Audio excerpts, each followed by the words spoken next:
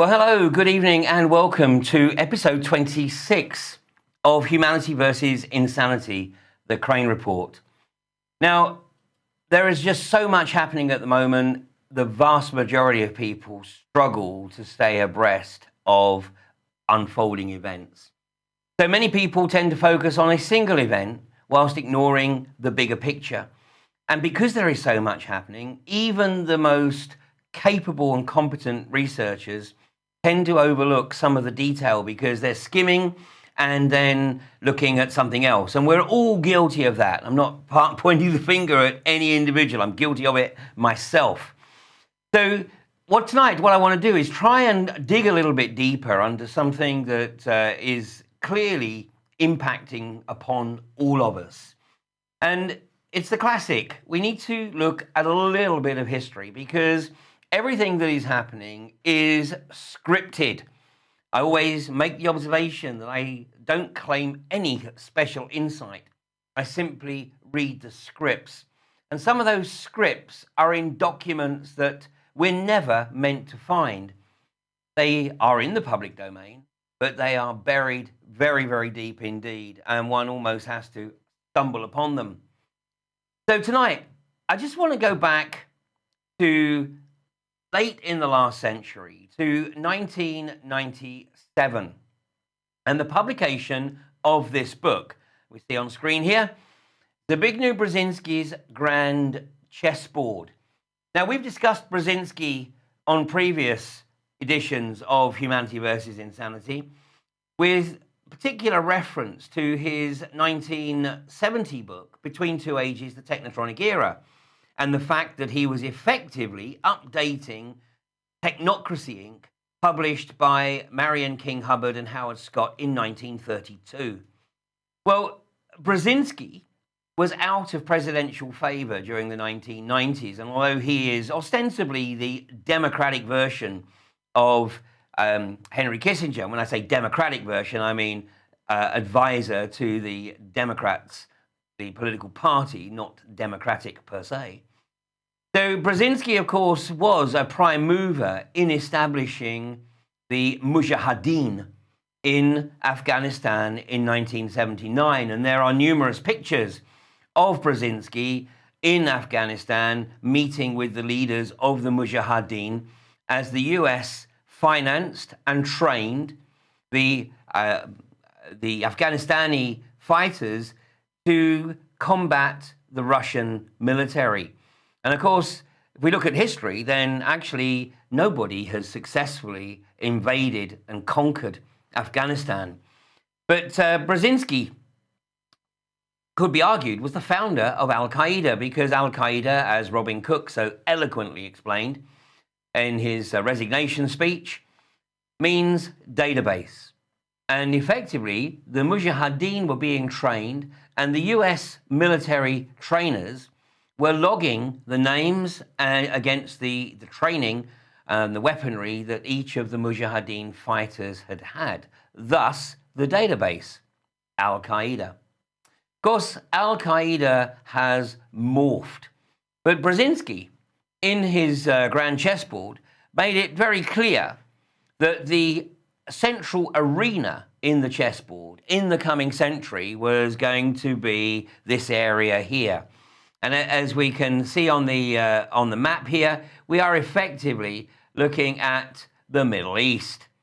Here is Egypt, right through to Iran, and then right up into the various Islamic states that were formerly part of the Soviet Empire. So here was Brzezinski spelling out that this was going to be the focus of the geopolitical arena in the coming century. Well, Brzezinski's work was effectively used as the model for this document, which we've also discussed on previous editions of Humanity versus Insanity. And this is Rebuilding America's Defenses. This is the extreme right-wing, the neocon think tank that wrote to Clinton in 1998, effectively demanding that he invade Iraq right there and right then, which of course he refused to do. But 1 year before the a few months before the election, literally 2 months before the election in 2000, this document was published. And this is, again, freely available from the PNAC website, the Project for a New American Century. Just search for PNAC, PNAC.com, and Rebuilding America's Defenses, and you can find this PDF. So despite the fact that it's a little over 14 years old, this is an absolutely essential read for anybody who really wants to get the inside track on what's occurring right now in the global arena. And can we come back to that shot just for a second? Because one of the quotes in there was taken almost verbatim from Brzezinski's Grand Chessboard. And Brzezinski was acknowledging in his book that America, being the only superpower, his term, at the time, needed to up its game in terms of establishing its global hegemony, but recognizing that the American people would not support that agenda unless they felt under threat.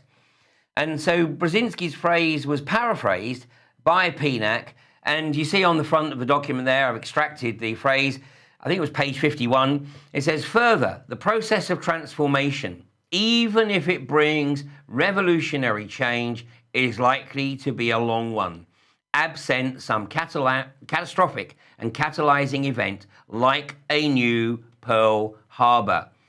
Domestic policies and industrial policy will shape the pace and content of transformation as much as the requirements of current missions." Well, of course, 2 months later, George Bush was effectively awarded the US presidency by the Supreme Court. And then once George Bush took office, there was no sign of him at the White House, because over the next nearly 9 months, he was at the White House for just 19 days. The rest of the time, he was either playing golf or down on his ranch in Crawford, Texas. Well, on, of course, 9/11 of 2001, the USA got its new Pearl Harbor, or one should perhaps say the neocons got their new Pearl Harbor. Now, of course, we made reference to this event last week because David Cameron had made reference to it on the previous Thursday in the UN when he likened those who had the audacity to question the official version of events of 9/11 and indeed the London bombings on 7/7 were effectively non-violent domestic extremists and should be treated in the same way as ISIS. The absurdity of this statement, of course, is not lost on anybody. But let's look a little bit deeper. Let's look at perhaps some of the belief system of those who think they are the rightful rulers of a planetary fiefdom. Of course, the worldview of the vast majority of people is a construct. It's a construct created by education and media. Whereas those who believe themselves to be the rightful rulers share snippets of their belief system with their acolytes, with their puppets, with their useful idiots. And one of the things that perhaps is very interesting is the fact that this tarot card, can we bring this on screen? Here we go, the Tower tarot card. And one tarot expert described it to me. The Tower is a card about war, a war between the structures of lies and the lightning flash of truth. This is a card about anything we believe to be true, but later learn to be false. This realization usually comes as a shock, hence the violent image.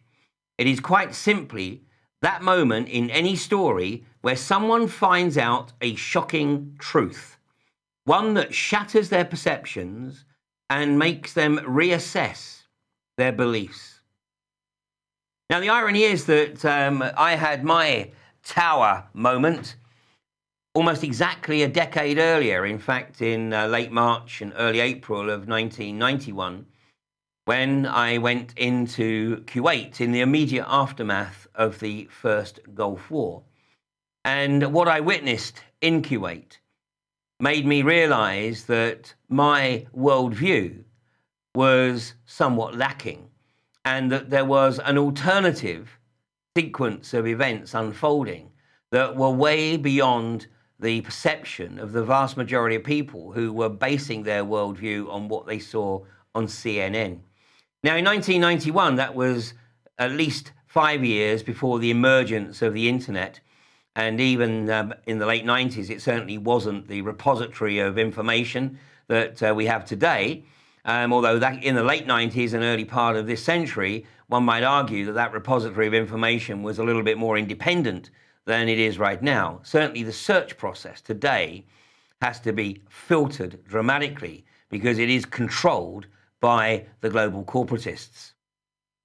Well, there's no question that 9/11 was a significant factor in challenging the existing worldview of a lot of people. And it was perhaps slow burn, because certainly in the immediate aftermath of 9/11, when I was spending pretty much 24 hours a day researching this event, there was about 24 of us who were focused on this, and we knew each other because we were sharing information. But today, of course, the number of people who question the events of 9/11 runs into many tens of thousands, probably hundreds of thousands, and maybe even millions. And so consequently, 9/11 has in many cases actually proved to be a very positive event in terms of shaking people out of their construct. But there's still a long way to go. And despite numerous other events over the past 13 years, people still need to be awoken from their slumbers in the matrix. And it's become a real challenge. Whilst the establishment is, of course, doing everything it possibly can to force people to stay on the hamster wheel, to run at an ever faster pace, just to keep a roof over the head and food on the table. Yet an increasing number of people are saying, hang on a goddamn second. And they're either slowing right down on that hamster wheel or stepping right off. Well, I know that the issue I'm going to touch this evening is very sensitive, particularly, I'm sure, to the people of Salford. And let me make it very clear. I have no intent to cause any offence, but I simply ask questions in the interests of truth. And as is always the case, I don't expect anyone to accept anything I say, and certainly I don't claim that I have the definitive view. But I think that there is an issue here that needs to be addressed. And that, as with 9/11, the more people that look at this issue, then the more intellect, the more independent thought we bring to the process, and the greater the likelihood that we're able to remove the veneer and see the real truth. So let's go back to shortly after the events of 9/11 and the tragic death of Daniel Pearl on the 1st of February 2002. And of course, this was really part of the manipulation of the US public. Of course, this was the US were already into Afghanistan by this time, and George W. Bush was effectively ramping up the rhetoric to get the population of the US behind him to launch yet another attack on Iraq. Now, what is interesting is that in 2007, allegedly, during an interrogation, the individual who was labeled as the 9/11 mastermind, Khalid Sheikh Mohammed, during an interrogation actually claimed that he was responsible for beheading Daniel Pearl in 2002. But one has to remember that Khalid Sheikh Mohammed had been waterboarded by his interrogators 183 times. Now, let me tell you that after the first waterboarding, I would have probably admitted to being Jack the Ripper. So the reality is that confession really has no validity whatsoever, along with anything else that Khalid Sheikh Mohammed claimed, because I'm sure that he wasn't finding the waterboarding experience to be particularly enjoyable. Well, move the clock forward to 2004. And the next unfortunate victim was Nick Berg. And this was in May of 2004. This was 1 year after the invasion of Iraq. But of course, what it did was it maintained the antipathy of the American public against the Islamic terrorists.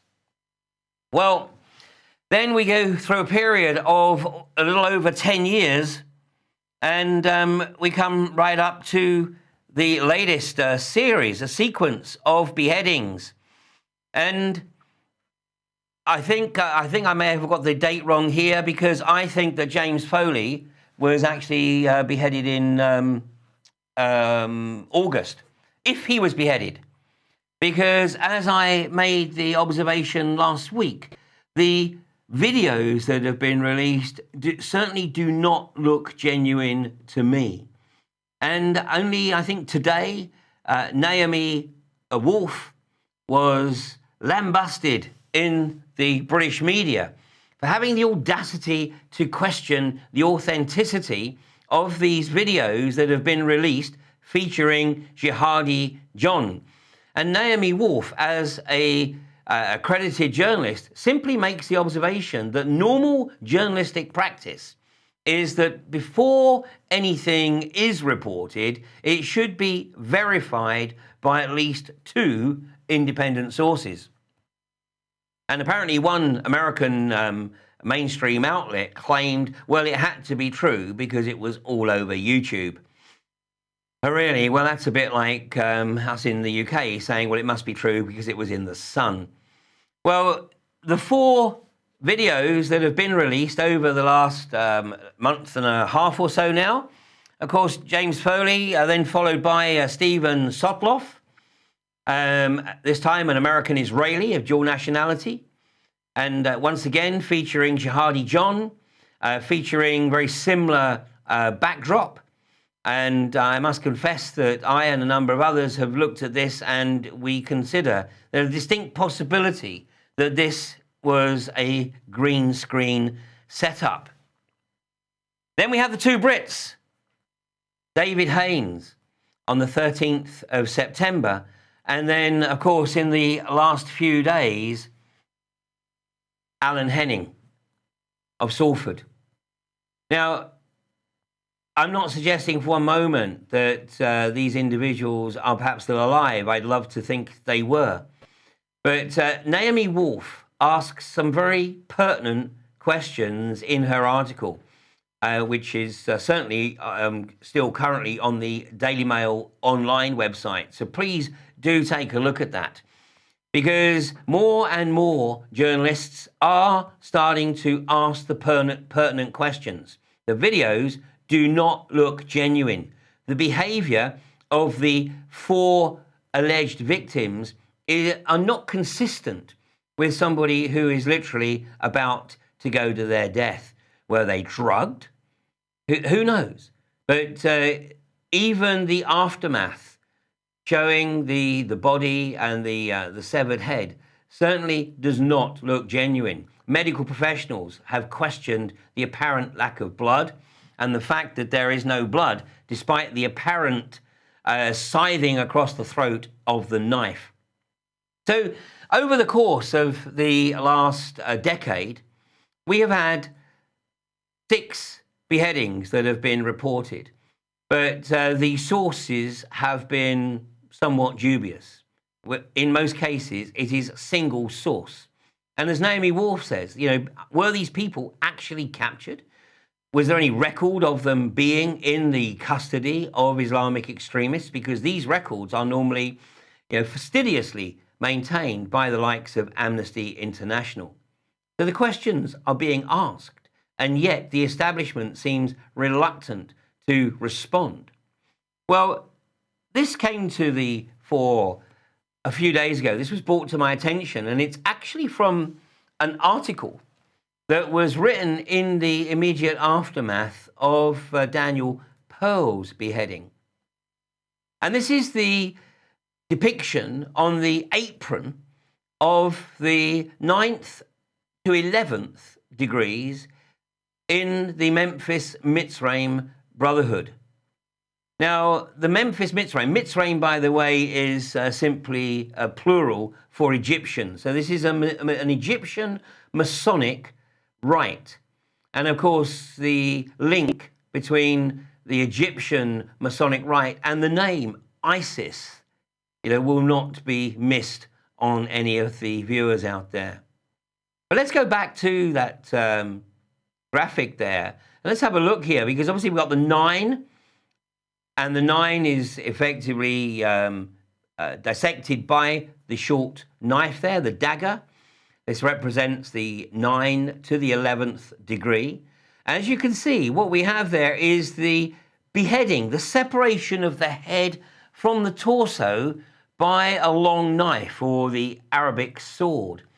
And the initiation rite in the Memphis-Misraim ritual here is all about realizing the truth. It's about leaving behind the lies, the deceit, the deception of the material realm and coming into a new realization.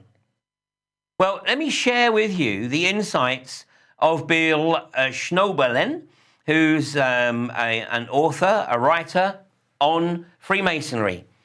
And here's what he has to say. Memphis-Misraim is a little-known Masonic group based upon Arab and Egyptian magic. As such, they are deeply satanic and very powerful. They are very deep and satanic, very powerful throughout the Middle East. Any Arabic Mason who dares to disobey the edict of the top commander of Memphis-Misraim stands in dire danger of death. This group is very powerful and feared. However, their top commander is controlled by the top leadership of Illuminized Freemasonry. So consider the possibility. And I know for many people, of course, this is so far outside their bounds of perception, they will have probably already switched off. But for those who have developed and are continuing to develop the capacity of independent thought, then perhaps this is something that is seriously worth pursuing. Is Jihadi John a member of this particular Freemasonic rite? Is he carrying out the instructions of the international Illuminized Freemasonry? Are the internationalists, the socio-psychopathic global corporatists, literally manipulating the world into their much vaunted World War III? And of course, students of Albert Pike and his morals and dogma will be very aware that this is exactly what he was writing about nearly a century and a half ago, stipulating in his writings that the world would need 3 world wars to bring about the New World Order, effectively the global corporatist fascist state. Now, how is this when supposedly we have a free press? How is this when we have apparently independent investigative journalists? Well, of course, as many people watching this will know, we don't. The reality is that the vast majority of journalists who work for the mainstream media today are literally instructed what it is that they have to put out there. Many of them are simply cut and paste merchants. The true investigative journalist is a thing of the past in the mainstream and now generally works in the alternative media. Well, I want to share the insights with you of Dr. Udo Ulfkotte. I think I've pronounced his name correctly. Well, he wrote a book a couple of years ago called Bought Journalism. Now, this book is number 7 on the on Amazon's bestseller list, and it's a 13-minute interview. Now, unfortunately, we can only hear one side of the discussion, and that's his side. But he was an insider. He was a bought and paid for media whore by his own admission. So this is a guy who has turned whistleblower. Listen to what he has to say.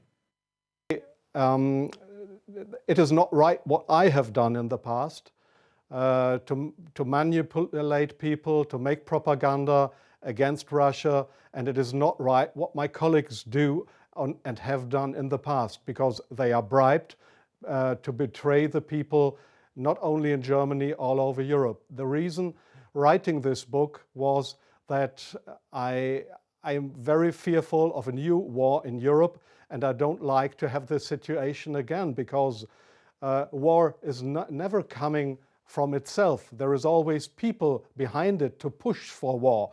And this is not only politicians, this is journalists too. And I just have written in the book how we have betrayed in the past our readers just to push for war, and because I don't want this anymore. I'm fed up with this propaganda. We live in a banana republic and not in a democratic country where we have press freedom, where we have human rights.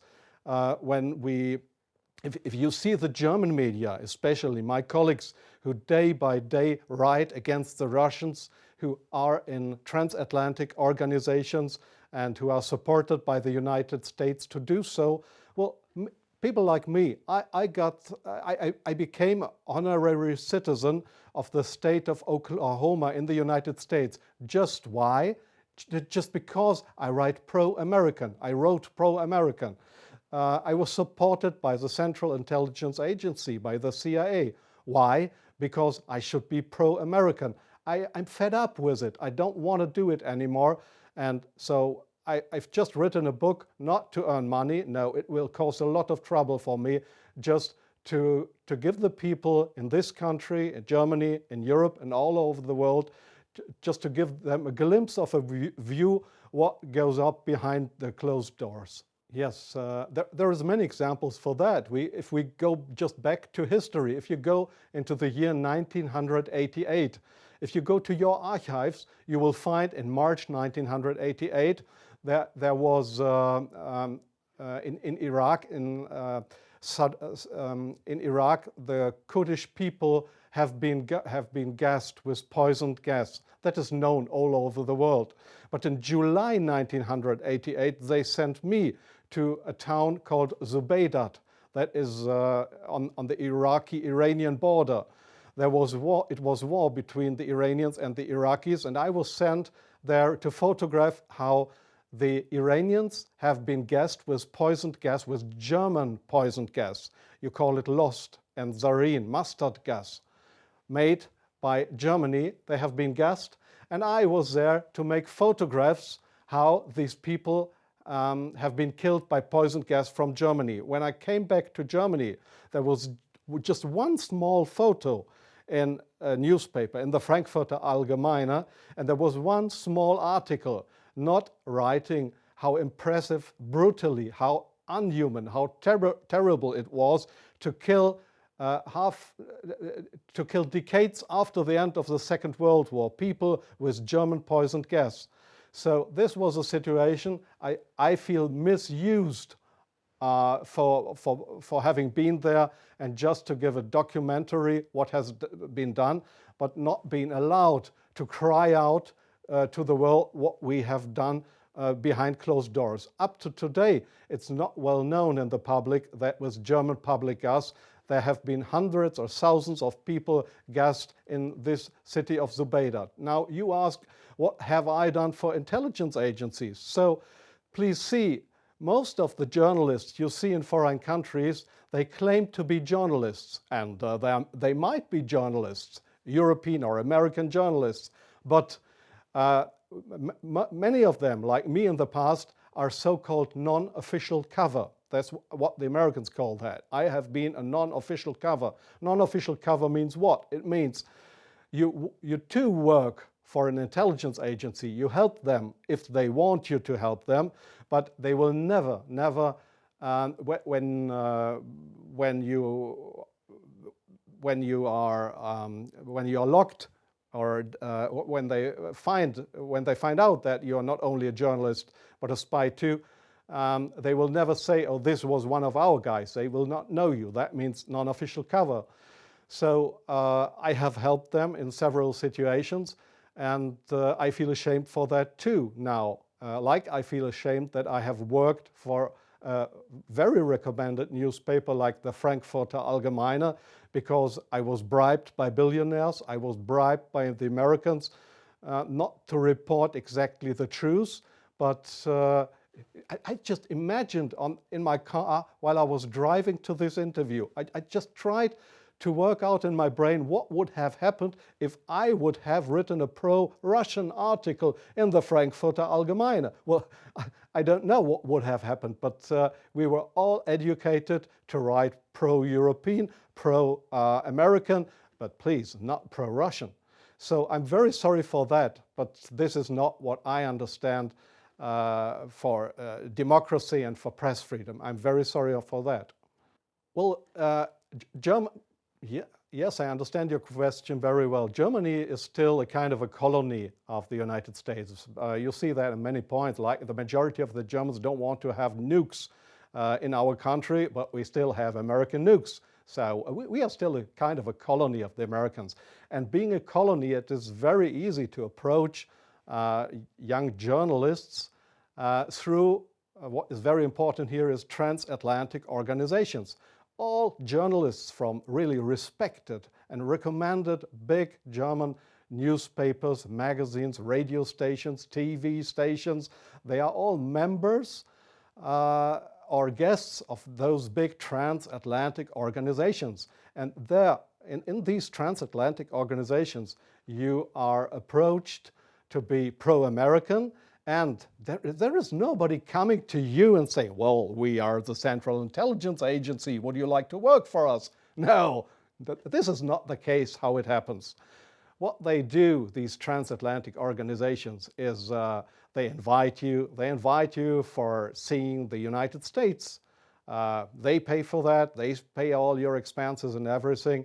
So you are bribed, you get more and more corrupt, because they make you good contacts.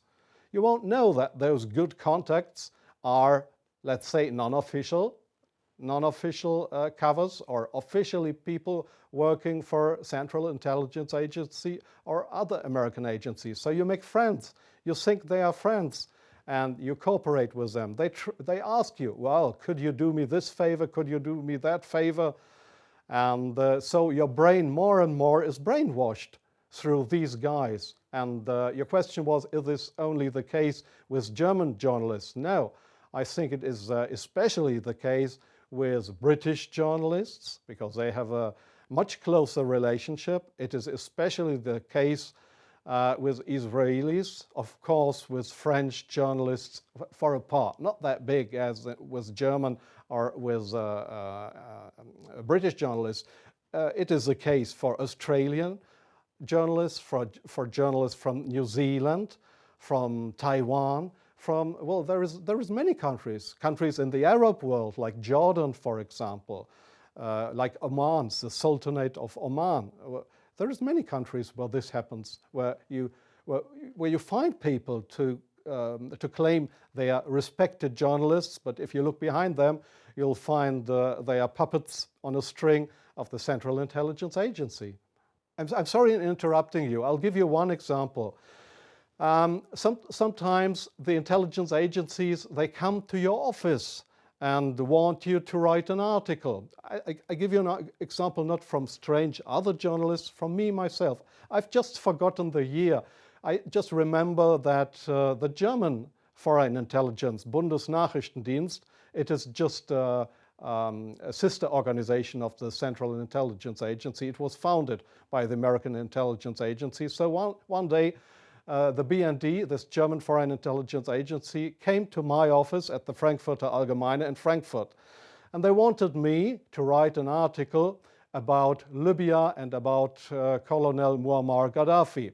I had absolutely no secret informations regarding Colonel Muammar Gaddafi and Libya. But they gave me all these secret informations, and they just wanted me to sign the article with my name. I did that, but it was an article that was published in the Frankfurter Allgemeine that originally came from the Bundesnachrichtendienst, from the German Foreign Intelligence Agency. So do you really think that this is journalism, intelligence agencies writing articles? Oh yes, that article, I have reprinted it partly in my book. That article was how Libya and Colonel Muammar Gaddafi, how he secretly tried to build a poison gas factory, I think in Rabta was the name, yeah. And I got all those informations. It was a story that was printed worldwide 2 days later. But I had no information on that. It was the intelligence agency that wanted me to write this article. So, but this is not the way journalism should work, that intelligence agencies, that they decide what is printed and what not. If I say no, I give you an example from a very good example if you say no. Well, we have a rescue unit in Germany with helicopters for traffic accidents. It's called, they call themselves the Yellow Angels. There was one guy who didn't want to cooperate. He was a pilot of the helicopter service of the Yellow Angels in Germany. This guy said no to the Foreign Intelligence Service, Bundesnachrichtendienst, when they approached him and wanted him as a non-official cover to work for the German Foreign Intelligence Agency, under, just to pretend to be somebody from the Yellow Angels. So what happened was that he lost his job. And the court in Germany, the judge decided that they were right, because such a guy could not be trusted. He was kicked off his job because he didn't cooperate with the Foreign Intelligence Service. So I knew what would happen if I would not cooperate with intelligence services. Well, I have had, let me say, 6 times my house was house searched because I was accused by the public prosecutor, the German public prosecutor. I was accused of leaking secrets of states. 6 times house searched. Well, they hoped that I wouldn't do that ever again. But I think it's worse that the truth will come out one day. The truth won't die. And I don't mind what will happen. I've had 3 heart attacks. I have no children. So if they want to bring me to court or to prison, so it's worse for the truth. Well, I've been a journalist. So what we have there is the whistleblower explaining how journalists are all effectively bought and paid for, some without even realizing it. Meanwhile, of course, the politicians have to effectively present them with the raw material so that they can cut and paste it into the columns.